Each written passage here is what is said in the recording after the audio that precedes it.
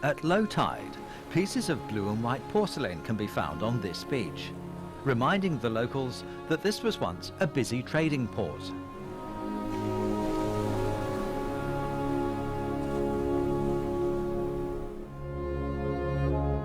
"500 years ago, the Portuguese fleet was the first to arrive in China. They bought large quantities of Jingdezhen blue and white porcelain items to sell overseas. Some were damaged during transportation, leaving numerous pieces scattered on the seabed and on the beach.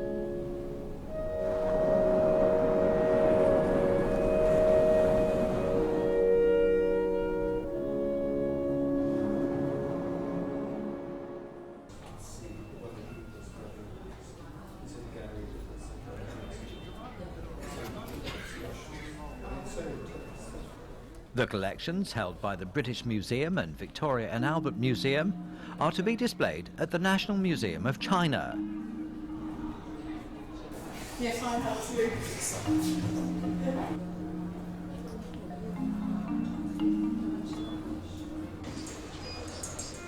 Museum staff are repairing these items for a journey back to their land of origin.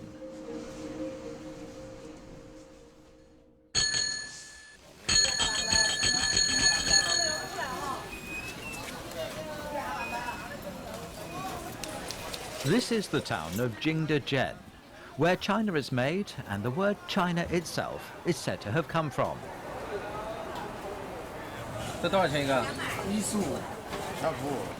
At weekends, buyers stream into this porcelain market.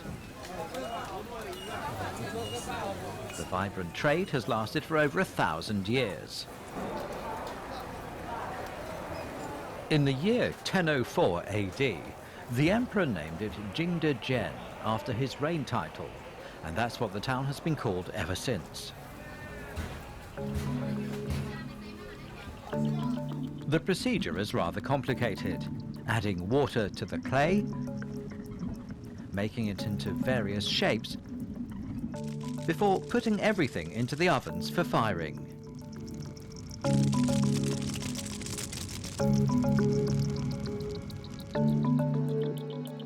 In the end, the most common material anyone can find is transformed into elegant, yet still practical utensils.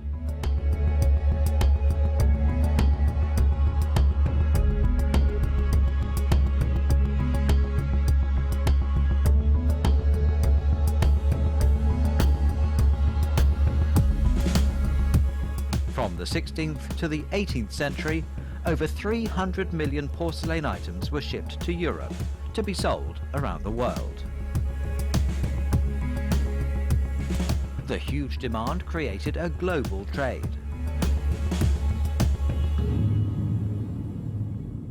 Well, I think the interesting thing about it is it's truly the world's first global product. Never mind, Coca-Cola or jeans or whatever. The world's first global product is really Chinese blue and white. 外销瓷都是贸易，但是欧洲人喜欢瓷器，他们说瓷器热，瓷器热，他们喜欢都是那种外销瓷，不是我们喜欢我们中国传统的这种喜欢的青花或者这种青花。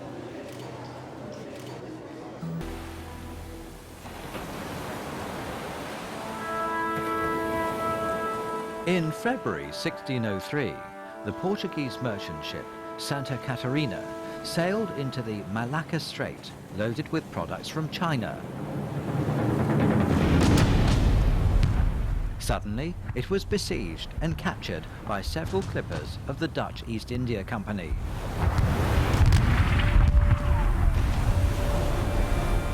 The Dutchmen shipped the porcelain to Amsterdam and put it up for auction.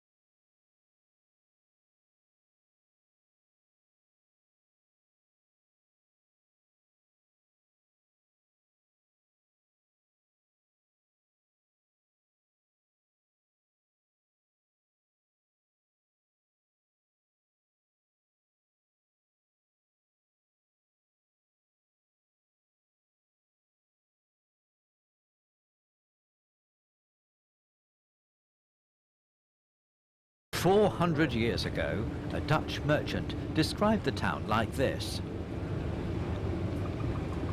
We have arrived at a famous port in which large and small ships from all parts of China are berthed. They're loaded with large quantities of Chinese porcelain. The central street runs right through this wealthy town. Shops stand on both sides and sell multifarious goods. But the main commodity is porcelain. The output is amazing.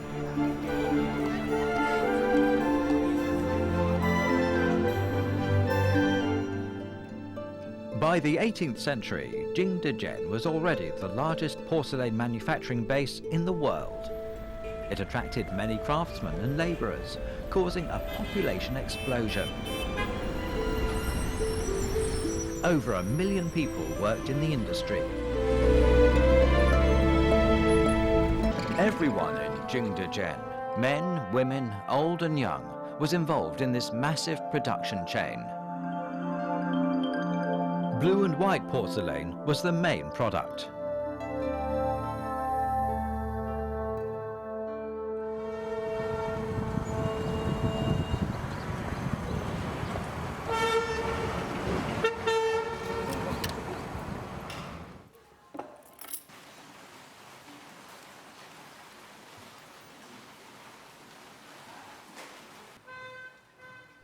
我生命的话就是从景德镇这边开始的。第一份工作进了瓷厂，第二份工作也是和陶瓷有关系。再就是我的艺术创作吧，也是和陶瓷和景德镇这种有紧密联系的。Three generations of Chen Li's family work in the porcelain industry. His mother is a painter of blue and white porcelain, and very well known in Jingdezhen. Chen Li himself is a teacher at the Jingdezhen Ceramic Institute.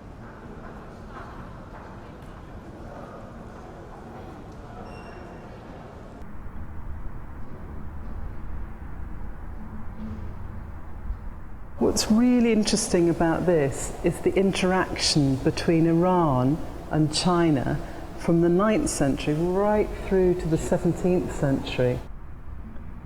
They really represent this incredible exchange of technology between China and the Middle East.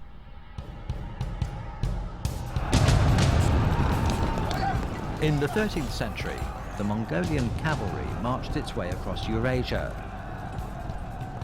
In 1221, the cavalrymen occupied Nishapur and slaughtered all the inhabitants, except the 400 skilled porcelain craftsmen.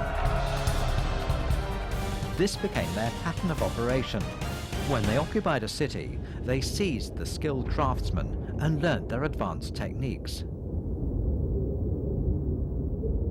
青花的产生呢，应该是由波斯工匠来到中国，把这种用古蓝来绘画图案的这种技艺带过来。可能最早的青花瓷器是由波斯工匠在中国的瓷器上绘画的。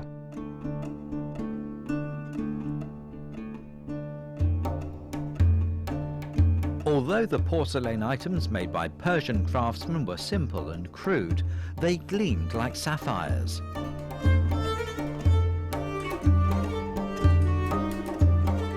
This was because of the use of cobalt blue. At that time, only the Persians had mastered this technique.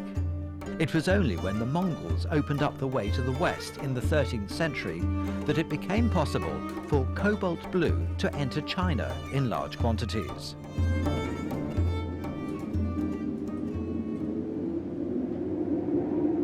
The Yuan government promoted commerce and trade within its massive territory and established an administrative organization for the porcelain industry. After making investigations in Western Asia and the Middle East, a few shrewd merchants discovered a great new opportunity.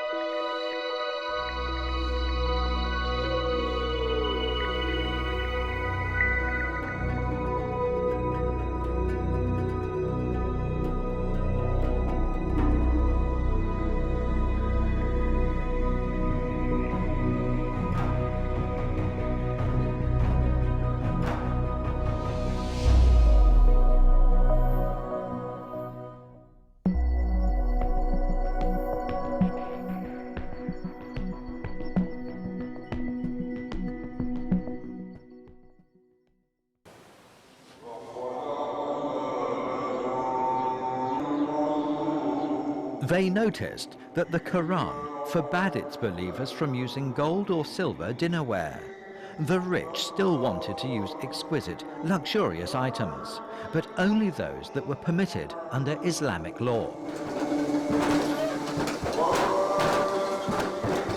Jing de Jet 深受欢迎，同时呢，西方的这些图案也传到中国，给中国的这个制瓷业呢带来了一些新的文化因素。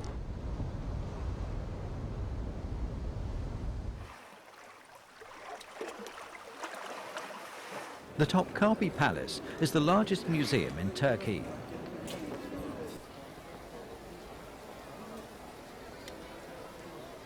The patterns on the walls are similar to those found on Chinese blue and white porcelain.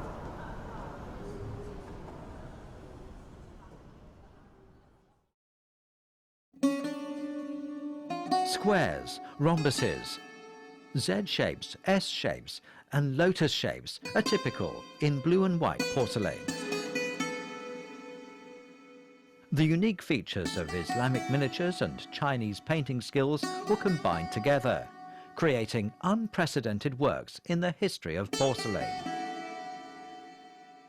这个图案都是分层的，按照伊斯兰的这种习惯都是单层的。比如这个件就是5层图案，有的多的有到11层9层图案这样。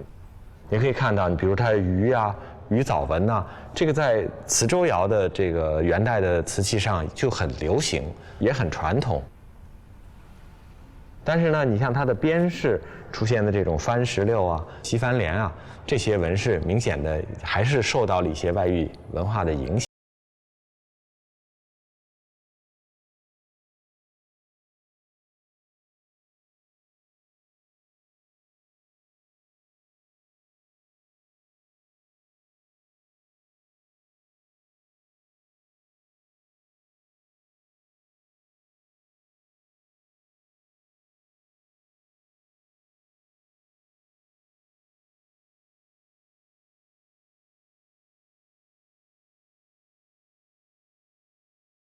زیاد ظروف سفالینه مخصوصاً با رنگ‌های سرمه‌ای و آبی که معادن اصلی آن در ایران و در اقصا نقاط ایران بوده و به نام سنگ و مواد لاجورد معروفه، از ایران به کشور چین میرفته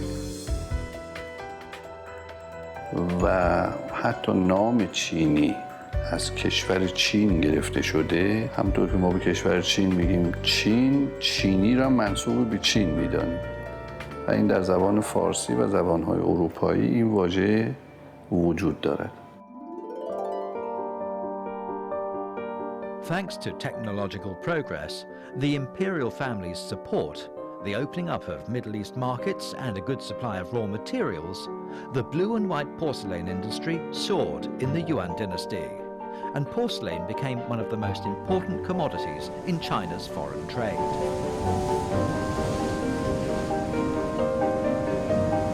Meanwhile, many Europeans, thousands of miles away, were trying to imagine what the land that had made such products was really like.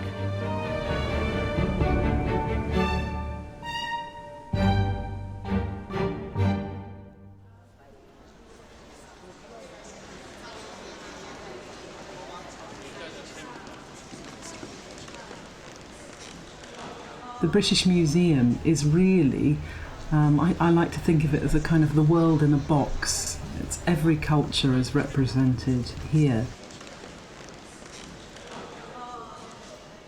But nowhere has captured the world's imagination in terms of ceramics other than China. At first, Europeans acquired Chinese porcelain through the overland trade carried out by Middle Eastern merchants. Period before, for direct trade.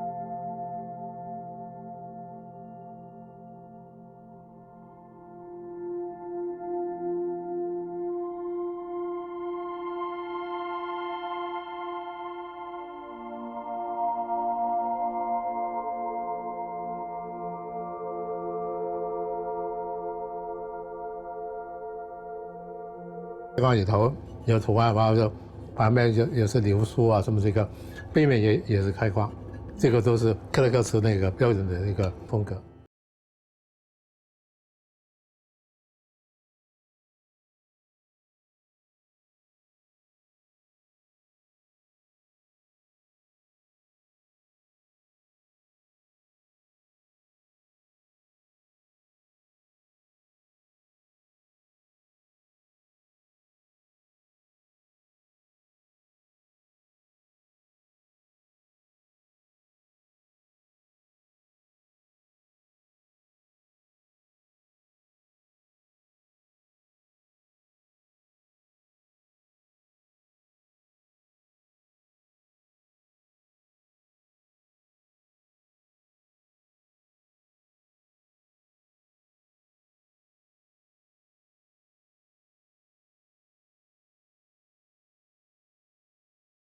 was often found in Dutch painters' work.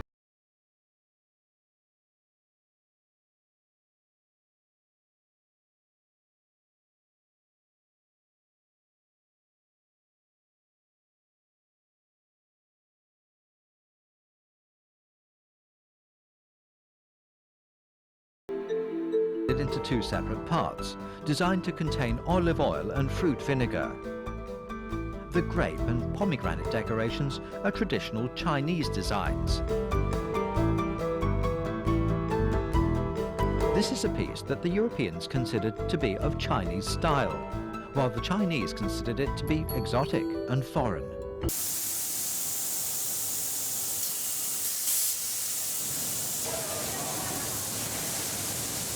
This is the largest porcelain factory in Jingdezhen. It has a production line involving 300 procedures and 600 workers. A century before the emergence of modern machinery, Jingdezhen already had the largest production line in the world.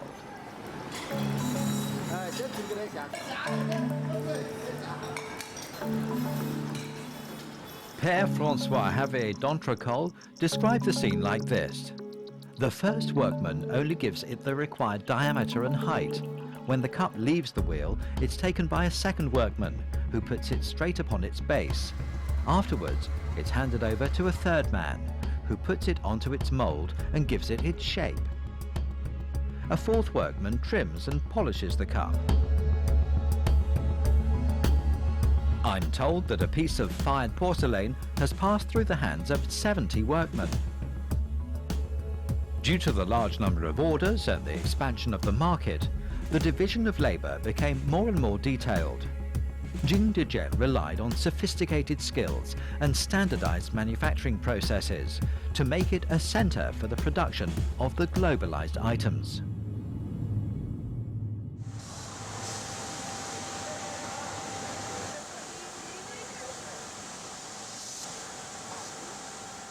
Packaging and shipping is also an important part of the business. The rough items are wrapped in grass. Superior quality ones are wrapped in paper and straw and then put into protective buckets. One bucket can weigh 200 kilograms when full. The items are then put aboard clipper ships. The clippers sail southward for 80 kilometers until they reach a giant lake before moving on to the next leg.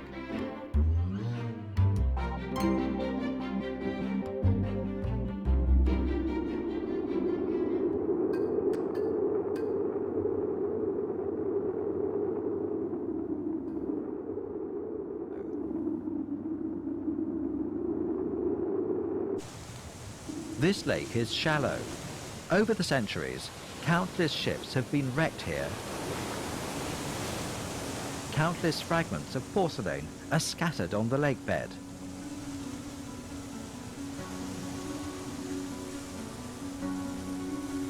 A giant statue of Bodhisattva has been built here for safe passage.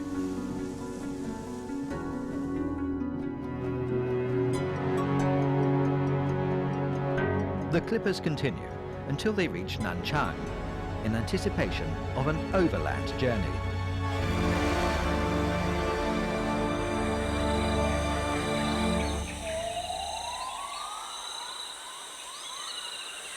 This is part of the route to Guangzhou that is over an old mountain pass, and it takes a whole day.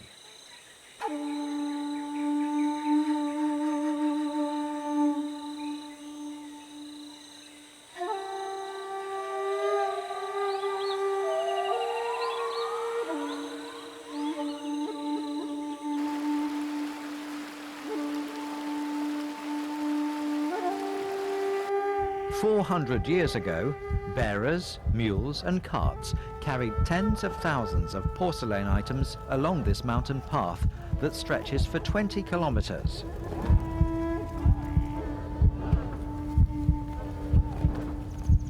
Each bearer trudged along the mountain paths, carrying items twice as heavy as himself.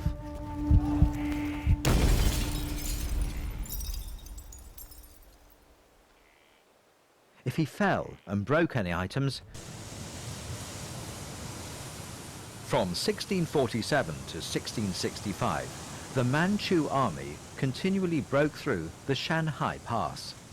The Ming Empire fell, and porcelain production in Jingdezhen was interrupted. The maritime trade between China and Europe was cut off. By 1684, the chaos in China was over, and maritime trade resumed. Production in Jingdezhen returned to normal. Chinese blue and white porcelain eventually attained a market share of over 90% of the world porcelain market. But the European market was changing too.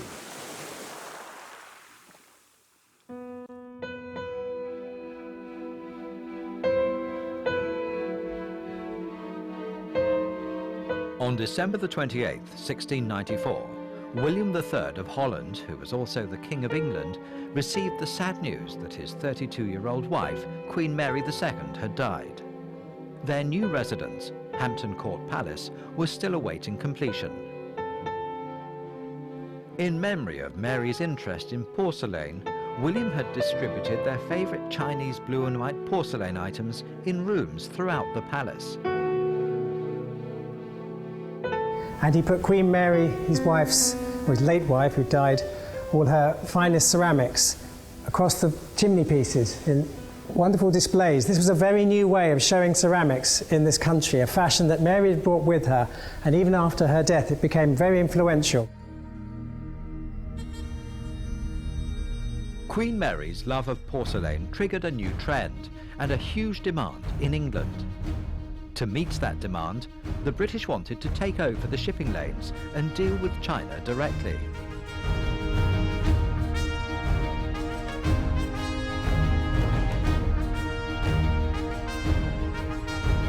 In the 18th century, the Dutch fleet was replaced by British ships, which dominated Europe's trade with China.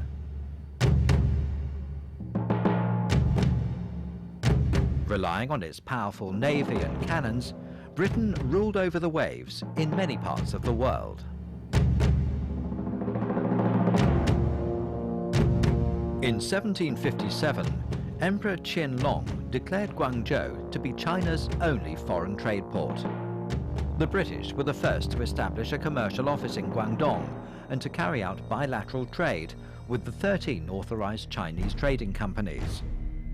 In 1774, there were 52 Chinese porcelain dealers in London. They were sometimes called China dealers. Everyone, from royalty to ordinary people, considered the ownership of Chinese porcelain to be an honor. The porcelain trade between China and Britain had reached its peak.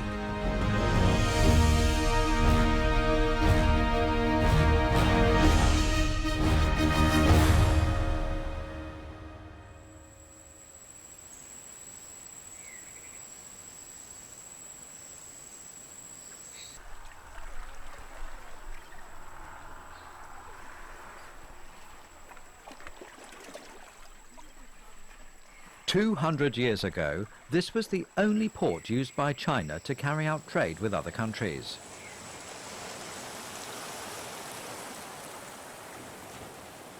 Ships plied the Pearl River and foreign flags waved on buildings owned by foreign firms.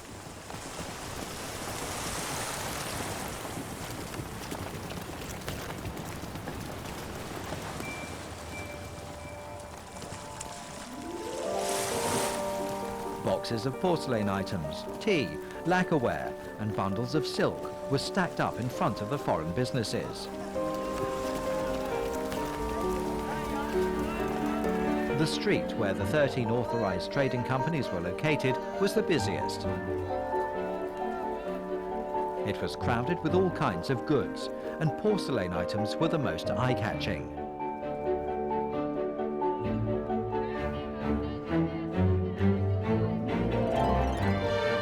With the new types of pigment brought to China by European merchants, Chinese craftsmen were about to create a brand new type of porcelain. And, driven by huge profits, European countries began to develop their own porcelain industry.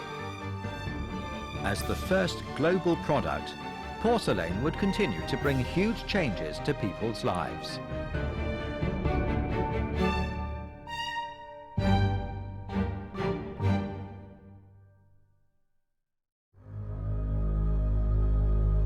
Some people spent their entire fortune collecting it. Others died for it. For 300 years, the Europeans tried and failed to figure out how it was made.